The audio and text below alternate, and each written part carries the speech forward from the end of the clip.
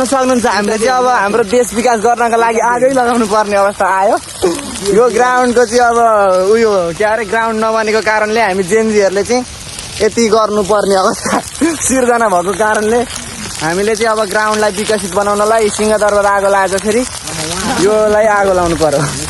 यहाँ हाम्रा जेनजीहरू कुनै धनजनको क्षति नहोस् भनेर यहाँ पुरा सेफ्टीमा पनि छौँ हामी। पुरा देश बनाउने मात्र होइन बिगार्ने मात्र होइन बनाउने पनि कार्य गरिरहेको।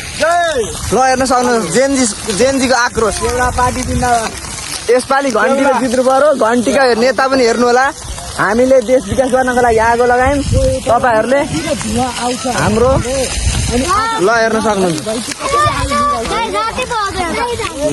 यहाँ सब जेनजीहरू यहाँ अब आक्रोश पोखिसकेको छन् जेनजीहरूको। यहाँ देख्न सक्नुहुन्छ यो सबै हामी कुनै धनजनको क्षति नगर्ने हिसाबले हामीले आफ्नो खेल मैदानलाई चाहिँ खेल मैदानलाई विकास गरिरहेको। खेल मैदानको विकासका लागि विनाश पनि अलिकति जरुरत रहेछ।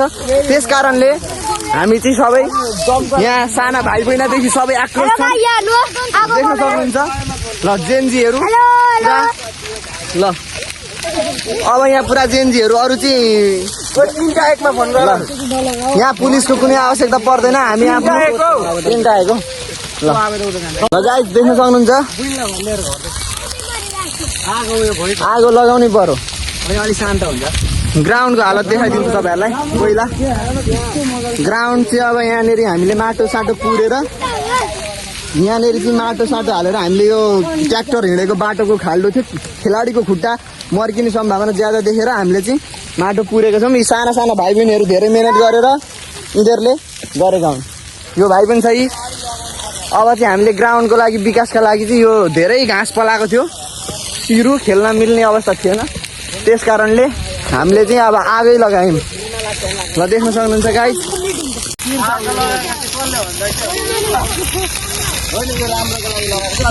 राम्रो हाम्रो उहाँ सब जेनजीहरूले रुख झारिसकेका छन् आगो सुरक्षाका लागि।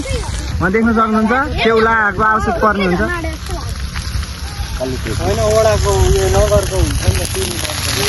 यो ग्राउन्ड बनेपछि तिमीहरू रेगुलर फुटबल खेल्छौ नि? यहाँ खेल्छौ नि? बल पनि व्यवस्था हुन्छ। सबै यहाँ उभिए त एकचोटि तिमीहरू सबै जेनजी है। ल हेर्न सक्नुहुन्छ यहाँका युवाहरू खेल्न नपाएर कस्तो तडपिरहेको थियो। अब हामीले चाहिँ ग्राउन्डलाई यतिको विकास गर्न खोजिरहेका छौँ। के हुन्छ यहाँ सब तम तयार जेनजीहरू चाहिँ आगो ल्याउनलाई। ल अब भोलिदेखि रेगुलर फुटबल हुन्छ है। यहाँनिर सानोतिनो मोचाको बल बनाएर भए पनि खेल्दै गर्नुपर्छ। अब यो ग्राउन्ड यतिकै बलेपछि ठिक हुन्छ। रेडी हो यहाँ आगो यहाँबाट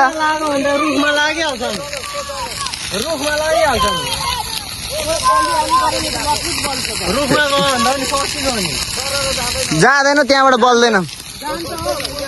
हुँदैन होइन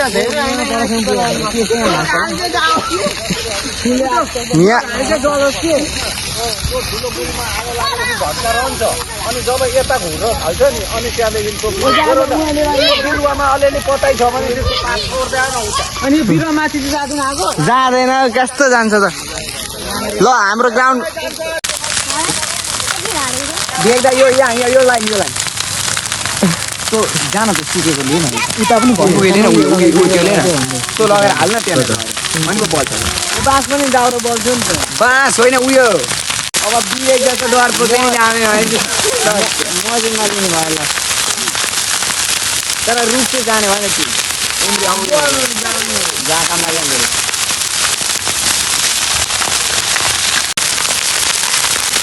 हेलो गाइस यहाँ हेर्न सक्नुहुन्छ आम्मामा लु अब रुखे जमा थालिसक्यो। अब हामी के गर्ने होला? यो सेउलाले निम्ला त आगो निम्छ निम्छ निम्छ। यी लाइटर यहाँ छ।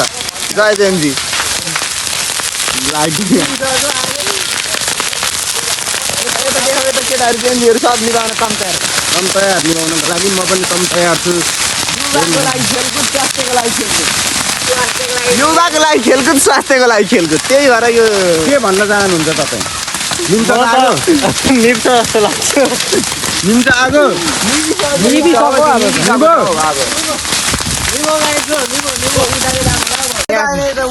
यता नि बाउ अब हामीले चाहिँ हाम्रो ग्राउन्डको लागि लिमिटेड ठाउँ चाहिँ आगो बालिसकेको छौँ त्यसपछि अब निभाउनको लागि हाम्रो सन्दीप पनि जेएनजीमा सहभागी भएर यहाँ निभाइछन् देख्न सक्नुहुन्छ ल हाम्रो अङ्कलले पनि हामीलाई फुल सपोर्ट गर्नुभएको छ ल निभा भाइ निभा सब जेएनजीहरू चाहिँ आक्रोश भएर चाहिँ आजलाई चाहिँ खेलकुद मैदानलाई चाहिँ पुरा सञ्चालनमा ल्याउनलाई आगै लगाउने ल त्यो छोडिदेऊ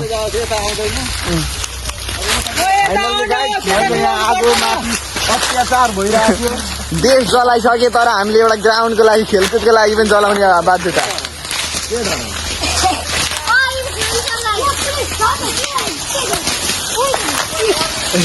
सब जेएनजीहरू भोलिदेखि फुटबल खेल्नका लागि सब खुसीमा बसिरहेछन् अब फुटबलको माग छ एउटा हाम्रा वडा अध्यक्ष पुष्प बहादुर कार्कीज्यूलाई पनि यो भिडियो मार्फत हामी भन्न चाहन्छौँ पछिको वडा अध्यक्ष यहाँ जेएनजीको आक्रोश छ ननिभाने एकछिन यता बोल्न चाहिँ फुटबल ग्राउन्ड बन्दा कतिको खुसी छौ तिमीहरू ल यो किपरहरू खेल आफ्नो पोजिसनमा सब रेडी है अब भोलिदेखि गेम हुन्छ यहाँ कतिको खुसी छ सर कतिको खुसी हो ल यो भाइको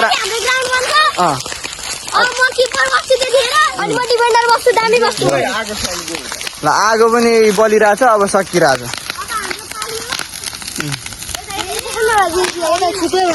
जेएनजी के भन्न चाहन्छस् भाइ ग्राउन्ड बन्दा खुसी छस् कि दुःखी छस् खुसी ल सबै खुसी हुनु पर्यो है